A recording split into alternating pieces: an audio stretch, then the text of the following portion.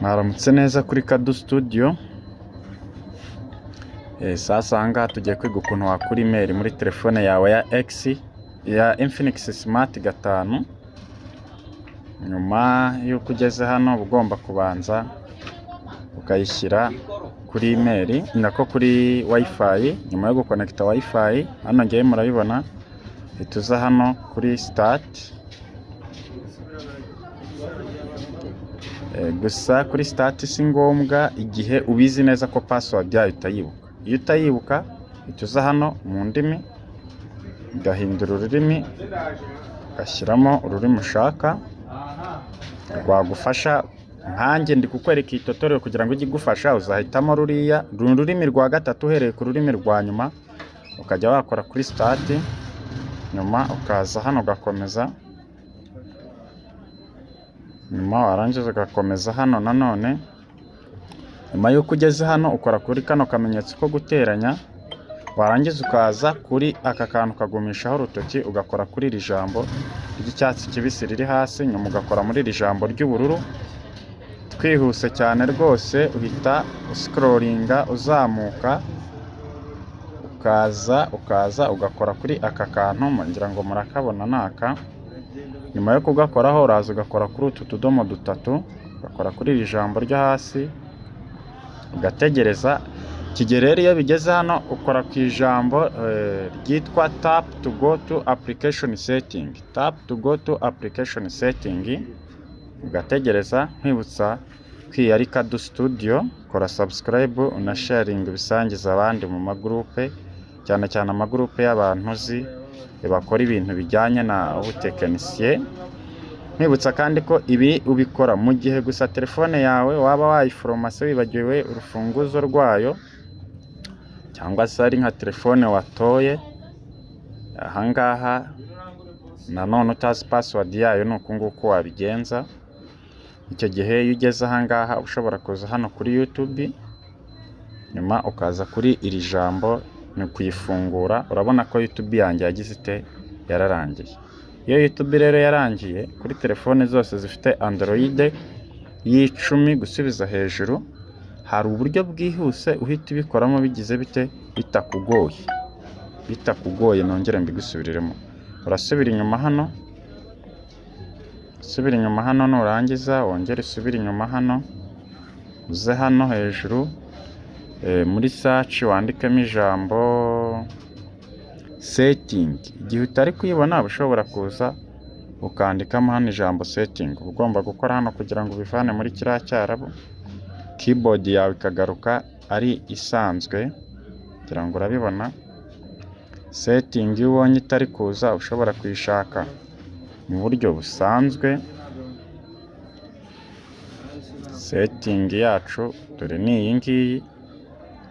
Nyuma setting yawe ukagira ute, ukayifungura. Umaze gufungura setting yawe rero, ni byiza ko telefone uyikura mu rurimi utari kumva ukayishyira mu rurimi wumvaga.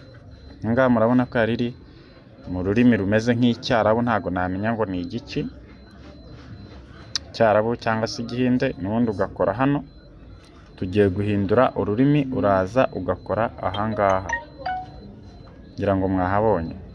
Nyuma bari kukwereka ururimi telefone yawe irimo. Urahabona, uzahabwirwa nuko entre parenthèses ari ahantu handitse ngo languages, ugakoramo gutya. Nyuma yo gukoramo, ikintu uzakora ni kimwe, nuko nyuma y'uko ukozemo uzakora kuri aka kamenyetso ko guteranya. Umara gukora ku kamenyetso ko guteranya, uzureba ururimi bitewe n'igihugu urimo. Murabona ko ni indimi nyinshi zitandukanye, ariko jyewe nkoresha Icyongereza. Nubwo bwose ndi kuvuga Ikinyarwanda, cyane ko telefone zacu nta Kinyarwanda kirimo. Nyuma ukaza pininga hano, ukagumishaho urutoki, ukazamura hejuru. Bivuga ngo uru rurimi rumanutse hasi ruvuyeho, dusigaye turi gukoresha urunguru rwagiye hejuru. Ngira ngo uri kubibona. Twihuse uzahita ugaruka inyuma. Urabona ko telefone yacu yarangije kugira gute, yarangije guhindura ururimi, yahisiza hehe, mu Cyongereza. Niba rero telefone yacu yahinduye ururimi ikaza mu Cyongereza, urakomeza uze muri gahunda zawe. uze hano muri sekirite, ubanze uze ushyiremo, ushobora gushyiramo urufunguzo twari twarusize, urufunguzo ushobora kuza hano ugashyiramo urufunguzo,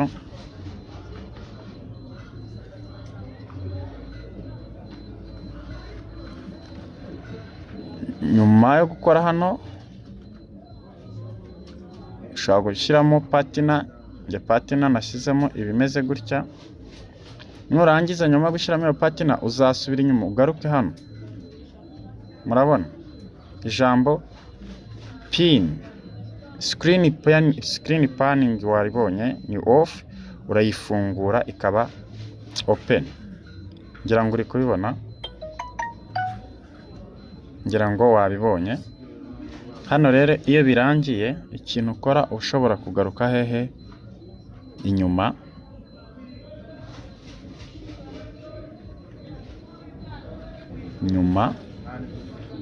ukagaruka inyuma,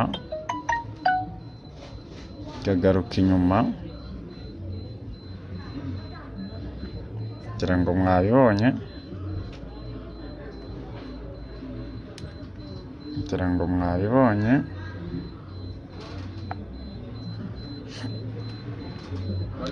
aha rero nuhagera ntuzasabwa kugira indi telefone ku ruhande, ushyiraho hotspot yayo,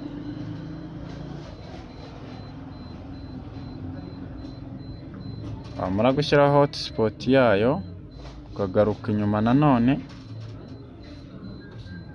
Ariko njyewe ndashaka gukoresha iyi Infinix kubera ko niyo ifiteho urufunguzo, ashyiraho hotspot yayo, warangiza ugasubira inyuma,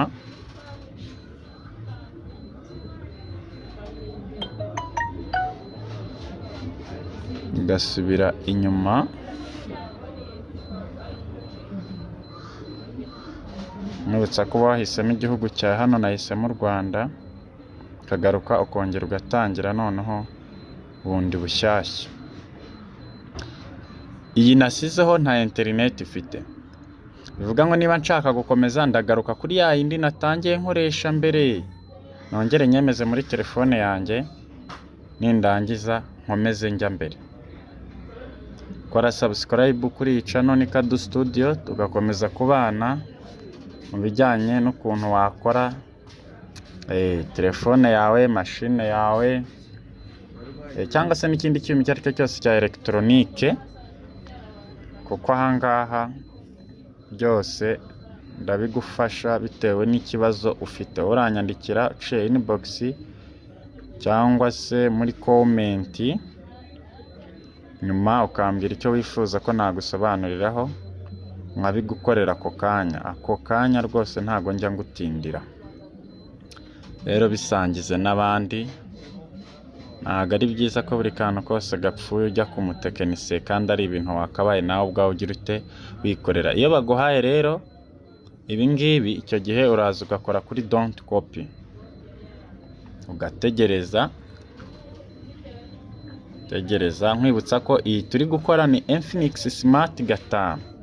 Ahangaha rero hari ya password nakubwiye nasizemo hantu, niba uhibuka hari security, ni iyi ngiyi nasizemo. Urabona ko telefone yanjye noneho yagize ite, yemeye gufunguka.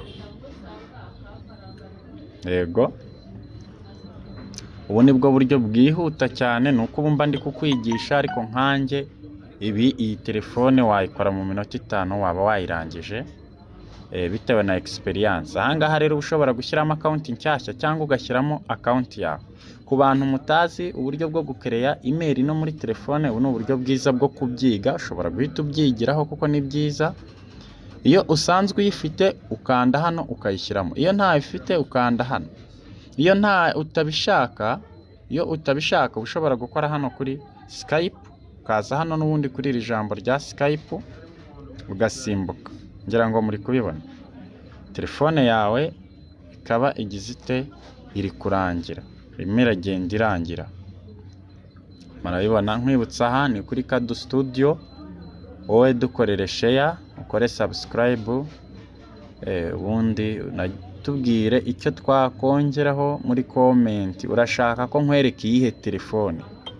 Ubwoko bwa telefone bwakunaniye gukuramo imeri ni ubuhe? Ni ubuhe? Tugende tubyiga gake gake gutyo, gake gake. Telefone yacu ikaba irarangiye. Mwakoze kubana natwe rero, aha ni kuri Kado Studio. Niba bikunze ibyo wakoraga, gira akantu mbwira muri komenti kamwe. Ndabakunda cyane. Ciao ciao, turi kumwe.